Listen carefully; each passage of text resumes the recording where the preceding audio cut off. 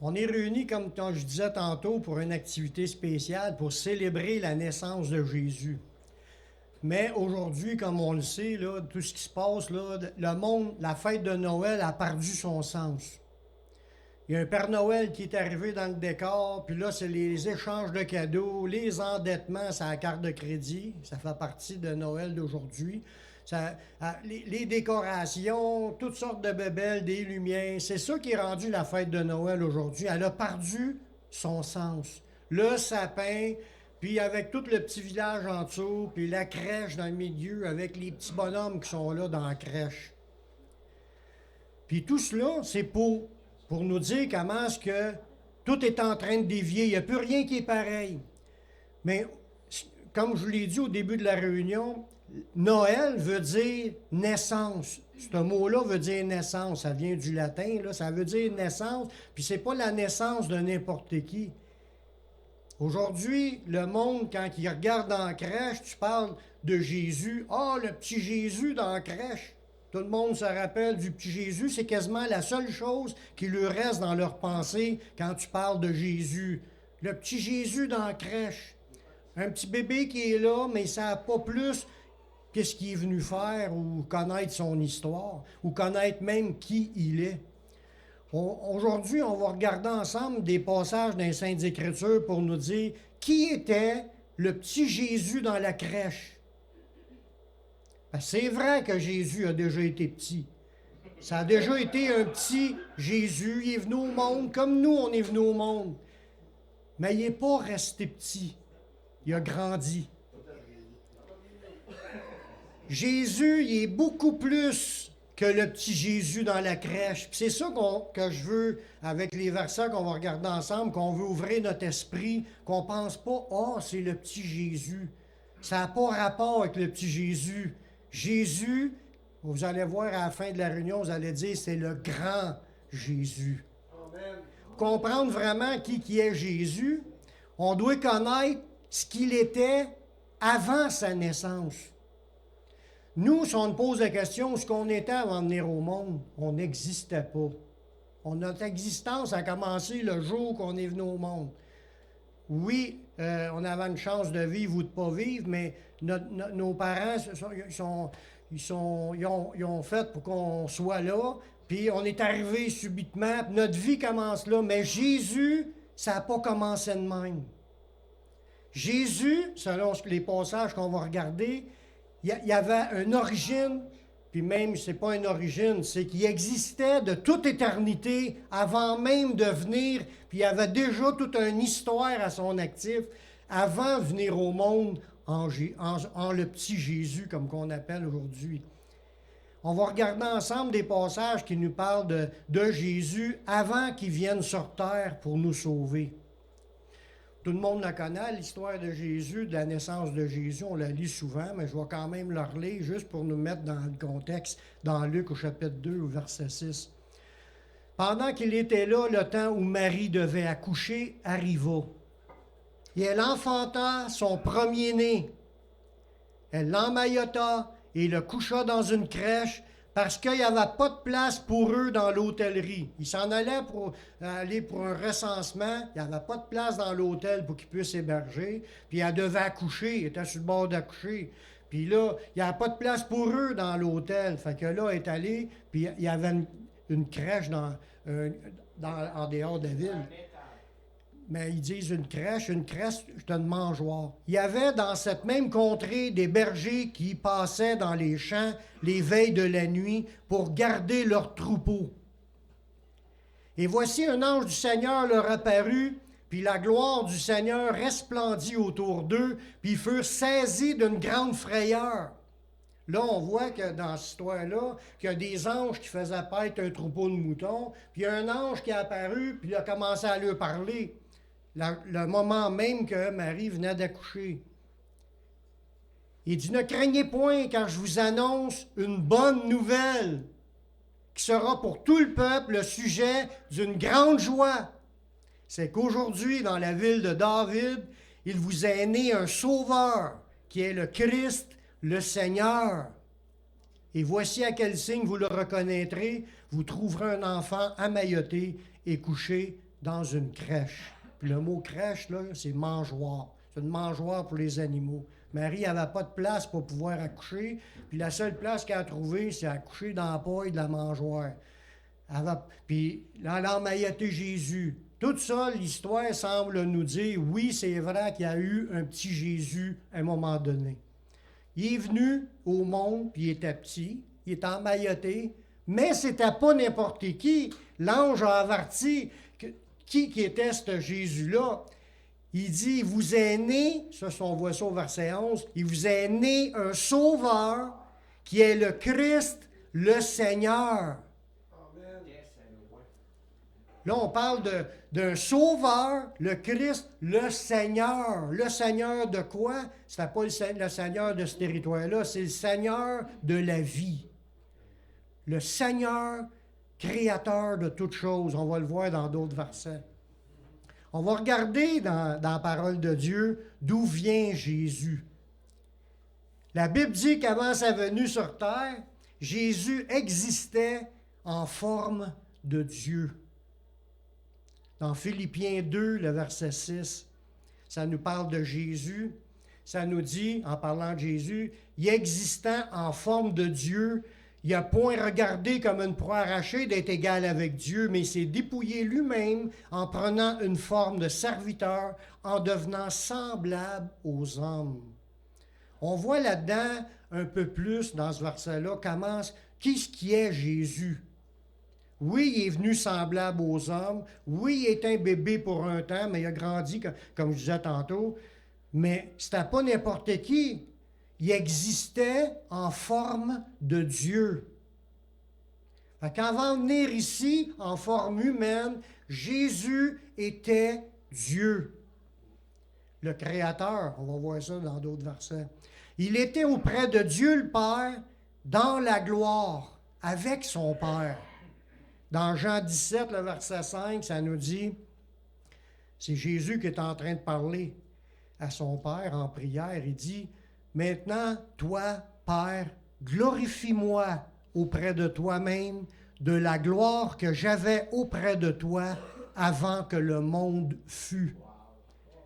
Dans ce verset-là, c'est en train de nous dire que Jésus, quand il était avec ses disciples, il était en train de prier le Seigneur, son Père, puis il se rappelait où ce qu'il devenait, puis il savait quelle était sa position dans le ciel. Puis dans ce verset-là, il a dit, « Ordonne-moi la gloire que j'avais auprès de toi-même avant que le monde fût. » Ça veut dire que Jésus existait de toute éternité, même avant que le monde soit créé. Avant que le monde fût, Jésus était là auprès de son Père dans la gloire, parce que l'autre bord, il y a eu un monde invisible que nous, on ne voit pas avec nos yeux, mais qui existe en parallèle en même temps que nous vivons sur cette terre. C'est le monde invisible où sont tous les anges. Puis tous les anges ont été créés avant le monde visible qu'on voit ici. Puis tous ces anges-là adoraient et glorifiaient Jésus qui était auprès de son Père en forme de Dieu. Dans les versets qu'on va voir, il y en a d'autres, là, on va voir que Jésus, que Dieu, je veux dire, Dieu, il n'est pas un seul être, il n'est pas une seule personne. La Bible dit qu'il y a un seul Dieu, mais il est formé de plusieurs êtres distincts qui peuvent se parler. Quand je dis des êtres, je ne dis pas des êtres humains, des êtres, des je. Le verbe être, là, c'est pas créé non plus. Ils n'ont jamais été créés, ils existent de toute éternité. Jésus, il peut dire « je suis », Dieu le Père peut dire « je suis », le Saint-Esprit peut dire « je suis », les trois forment un seul Dieu qui existe de toute éternité. Ils n'ont jamais eu de commencement, puis ils n'ont jamais eu de fin de jour. Mais ils existaient avant même le début de toute la création, visible et invisible. La Bible dit que Jésus, il est appelé par l'apôtre Jean la parole. Vous allez voir, on va voir des versets, puis ils ont des noms différents attribués pour Jésus. Dans ce verset-là, ça nous parle de Jésus qui s'appelle la parole, dans Jean 1,14. Ça nous dit, et la parole, en parlant de Jésus, a été faite chair. Ça veut dire qu'il est venu au monde. Il a habité parmi nous, pleine de grâce et de vérité, puis nous avons contemplé sa gloire, une gloire comme la gloire du Fils unique venu du Père. Dans ce passage-là, c'est en train de nous dire que Jésus, il était appelé la parole. Ça a une importance de comprendre pourquoi je dis ça, parce que vous allez voir dans l'autre verset qu'est-ce qui a fait la parole en parlant de Jésus. Jésus il a habité parmi nous, puis plein de grâce et de vérité, puis les gens qui étaient là, ils ont pu contempler sa gloire.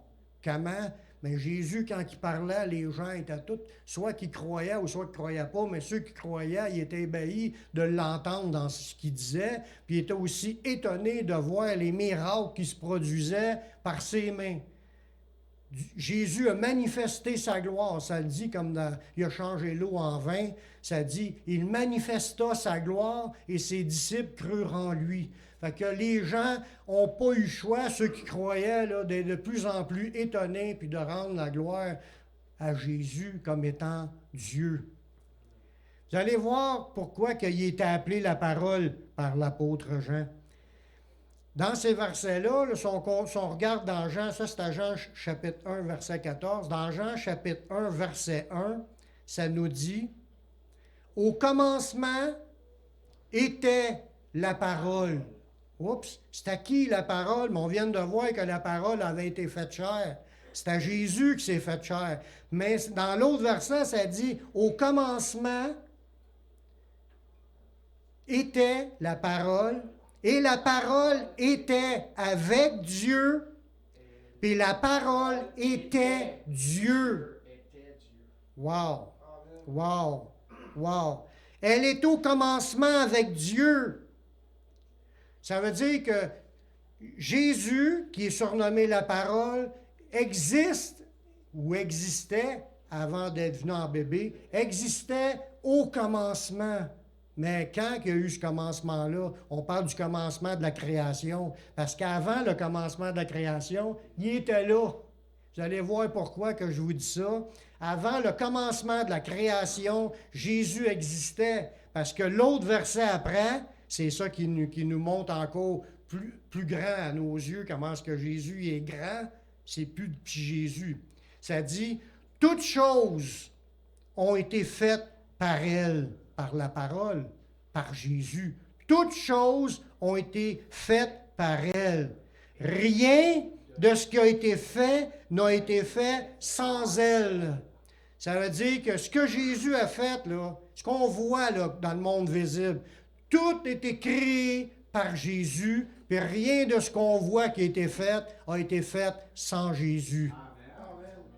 C'est le Créateur qui était auprès de son Père. Puis depuis le commencement de la création, c'est lui qui le met en place, la création. Ça dit, rien de ce qui a été fait n'a été fait sans elle. En elle, la parole, était la vie, puis la vie, c'est la lumière des hommes. Si aujourd'hui, on peut dire qu'on vit, qu'on existe, qu'on est au milieu de la vie, là, on est tous des êtres vivants, nous sommes là, mais nous sommes en Jésus. Parce qu'en elle, la parole est la vie. Fait que la création tout entière est créée en Jésus, en la parole. Ça dit, en elle, la parole est la vie, puis la vie, c'est la lumière des hommes. Si vous êtes capable de voir la lumière aujourd'hui, c'est parce que nous sommes dans Jésus, qui est Dieu, le Créateur depuis le début, puis il n'y a rien qui a été fait sans Jésus. Tout ce qui existe dans l'univers, là, on commence à voir grand, là. Je ne sais pas si vous avez déjà vu les photos du télescope Hubble, là, puis de voir les photos de la création, là. Voir ça. Là, avant, on voyait une certaine distance, là, on est rendu qu'on voit encore plus loin, là. Puis ça a de l'air infini à nos yeux. Mais ça dit tout ce qui existe dans l'univers, ça c'est dans toute la création, puis aussi, tout ce qui est dans le monde invisible que nous ne voyons pas a été créé en Jésus, a été créé par Jésus et en Jésus. On va voir ça dans le prochain verset, Colossiens 1,16. Car en lui, en Jésus, ont été créées toutes les choses qui sont dans les cieux et sur la terre. En Jésus ont été créées toutes les choses qui sont dans les cieux et sur la terre. Les visibles et les invisibles. Il y en a des choses invisibles. On parle du monde invisible, où il y a des milliards d'anges, puis d'archanges, puis de chérubins, puis de séraphins qui sont là, qui se promènent devant le trône, puis ont toute une histoire qui vivent dans le monde invisible. Mais le monde visible et le monde invisible ont été créés par Jésus. Trône, il dit les choses visibles, les invisibles, trône, dignité, domination, autorité, tout a été créé par lui, par Jésus, et pour lui. Amen.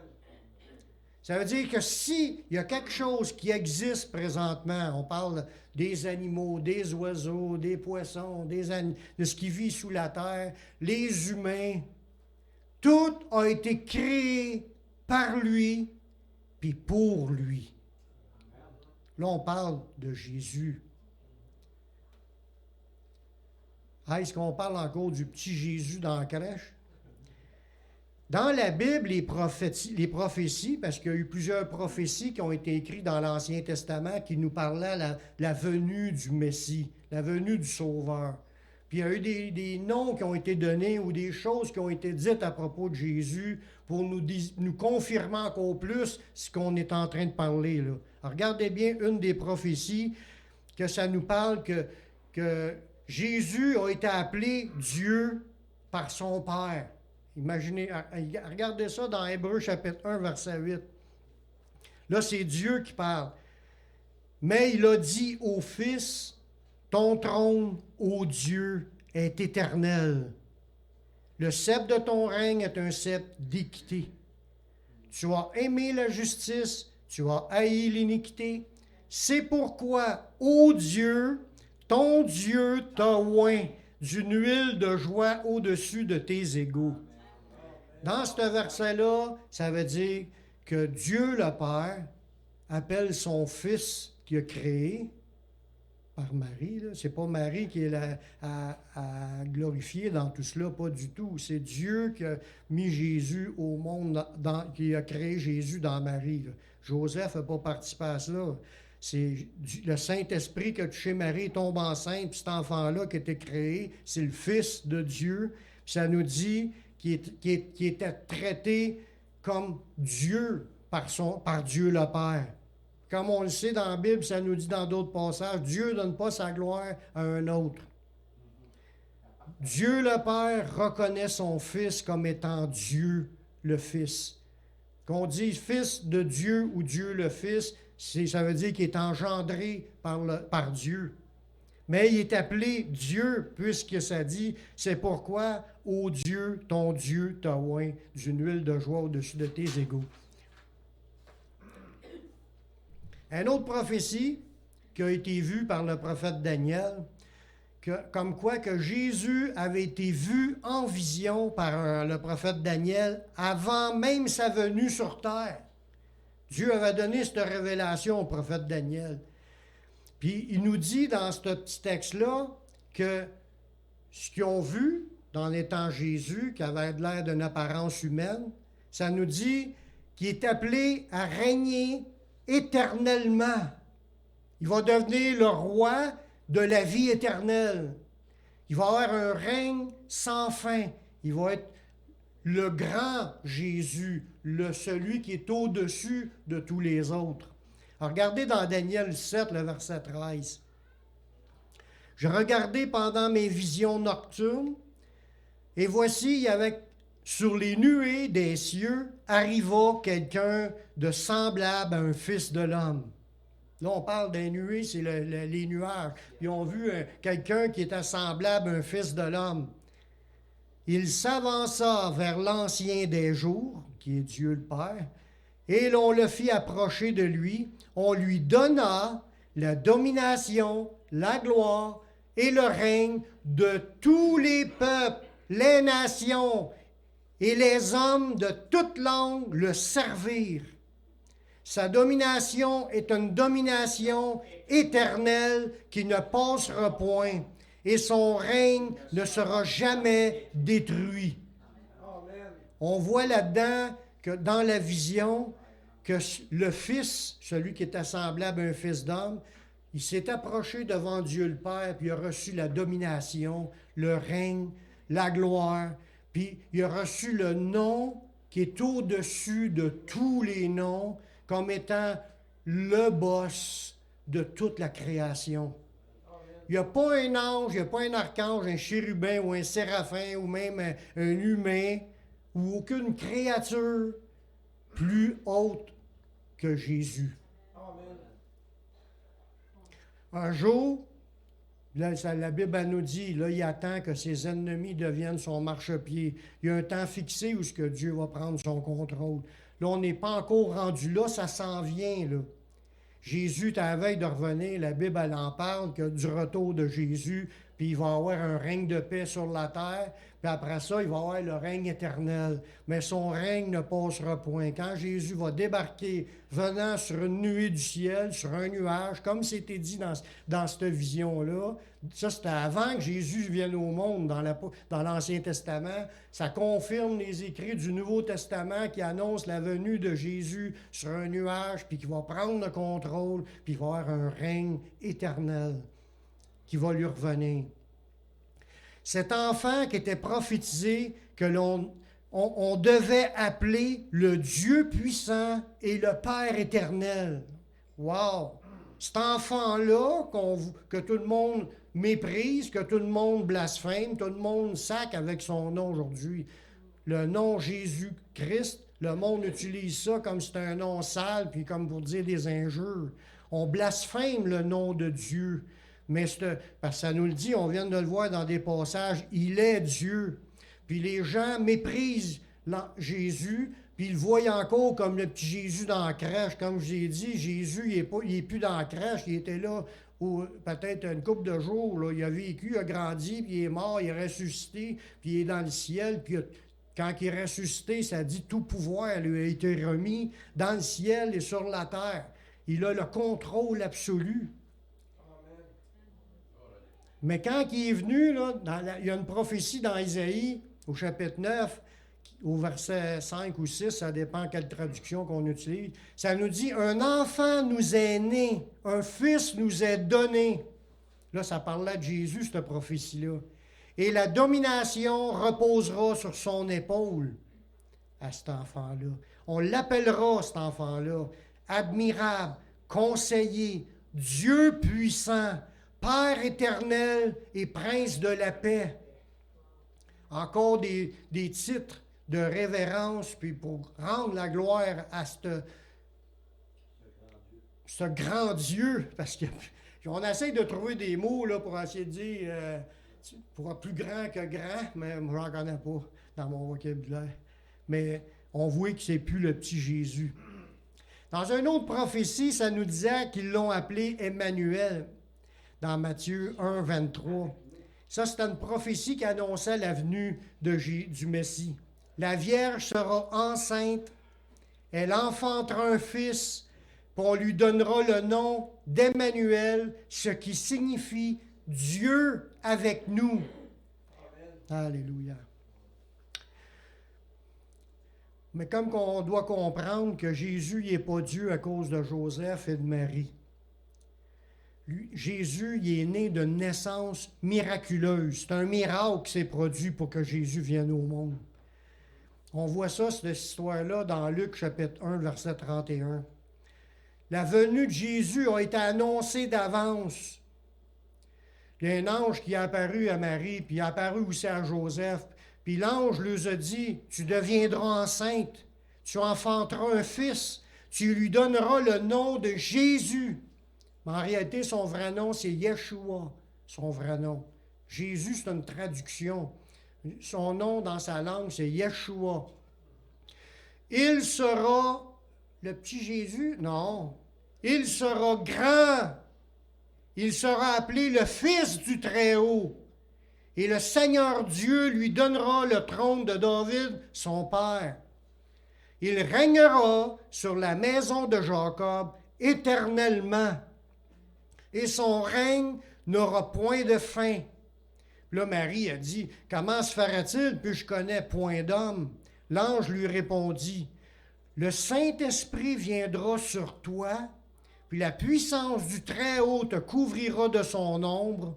C'est pourquoi le Saint-Enfant qui naîtra de toi sera appelé Fils de Dieu. » Dans ce passage-là, on découvre que Marie puis Joseph, c'est pas eux autres qui ont fait pour avoir Jésus au monde. Pas du tout. Dieu n'a pas besoin d'un homme pour avoir créé le Fils de Dieu. C'est un miracle. C'est une naissance miraculeuse. Ça dit que le Saint-Esprit n'était pas venu sur Marie, puis la puissance du Très-Haut était pour couvrir Marie de son ombre. Puis là, c'est pourquoi que le Saint-Enfant qui naîtra de toi, c'était pas juste un enfant, c'est le Saint-Enfant qui naîtra de toi sera appelé Fils de Dieu. C'est Dieu le Père qui est le Père et non pas Joseph. Pour finir avec cette histoire-là, pour mettre ça un peu comme aller direct au but, Dieu le Père nous a envoyé son Fils pour une mission. Parce qu'il existait avant de venir.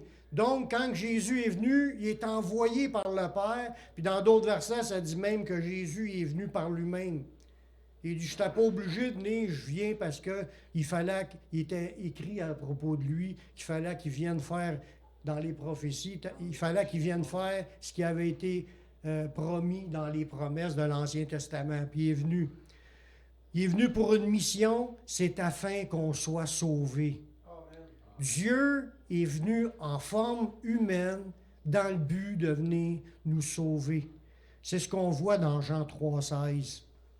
Car Dieu, il a tant aimé le monde qu'il a donné son Fils unique, Jésus, afin que quiconque croit en lui ne périsse point, mais qu'il ait la vie éternelle.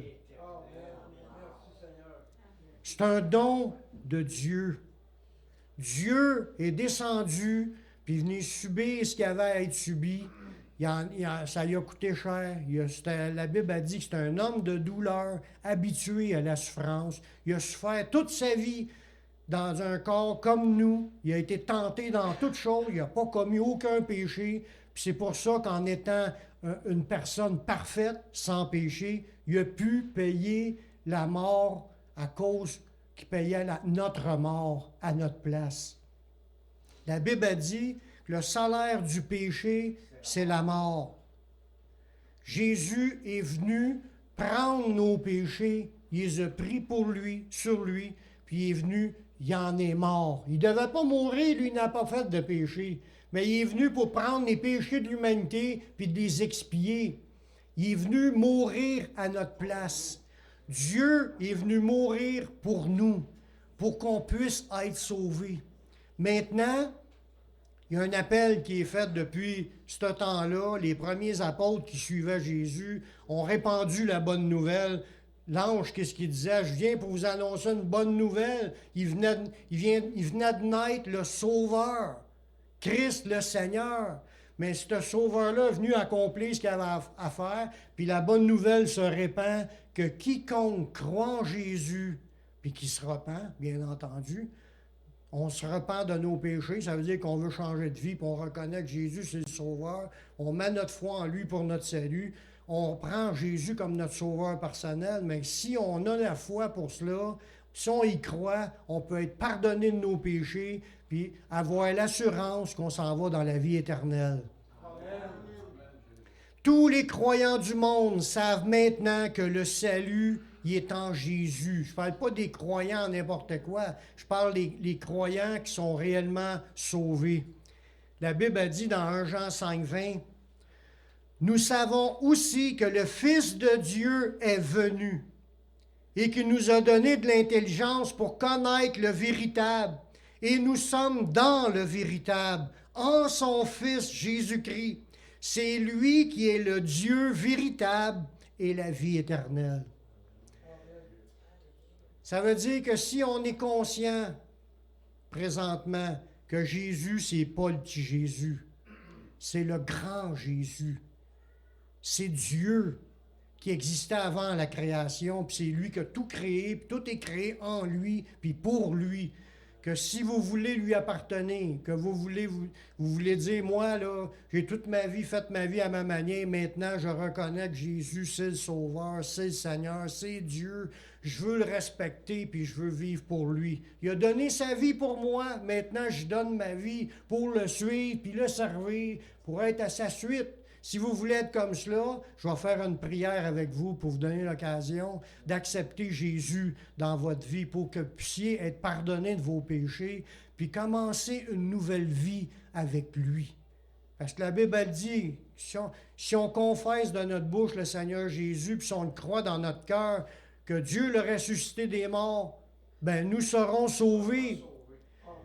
Puis là, il y a une nouvelle vie qui commence quand tu donnes ta vie au Seigneur. Il te pardonne, puis il te donne le Saint-Esprit. Puis là, tu vas pouvoir marcher avec Dieu qui va être en toi pour le reste de ta vie. Je vais faire une prière avec vous. J'encourage à faire cette prière-là si vous n'avez pas déjà reçu le Seigneur dans votre vie. Père, je reconnais que je suis un pécheur, que je suis perdu. Mais je sais que Jésus, il est mort sur la croix. Il a versé son sang pour que je puisse être pardonné. J'accepte Jésus comme mon Sauveur, comme mon Seigneur. Prends ma vie, je te la donne. Je veux te suivre, te servir tous les jours de ma vie. Et donne-moi ton Saint-Esprit, que je puisse marcher dans ta voie, la voie de l'éternité. Amen. Amen. Amen. S'il y en a qui ont fait cette prière-là, que ce soit ici, que ce soit sur Internet, mais rejoignez une église évangélique. Allez dans une église où ce qui prêche la parole de Dieu. Puis cherchez le Seigneur, restez accrochés, marchez par la foi, puis le Seigneur va vous conduire dans ses voies. Amen.